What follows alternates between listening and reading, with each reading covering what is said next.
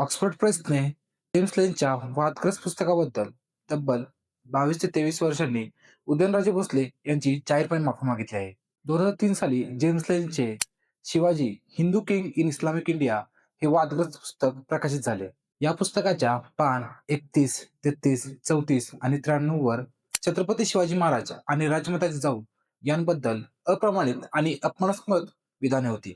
यामुळे महाराष्ट्रात संतापाची लाट उसळली. संभाजी ब्रिगेडने पुण्यातील भांडारकर ओरिएंटल रिसर्च इन्स्टिट्यूटवर हल्ला चढवला.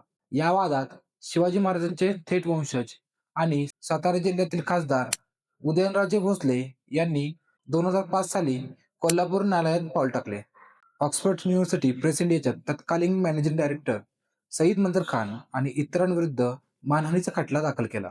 हा कायदेशीर लढा 20 वर्ष चालला. डिसेंबर 2025 मध्ये मुंबई उच्च न्यायालयाच्या कोल्हापूर खंडपीठाने ऑक्सफर्ड प्रेसला माफी मागण्याचा सक्तीचा आदेश दिला.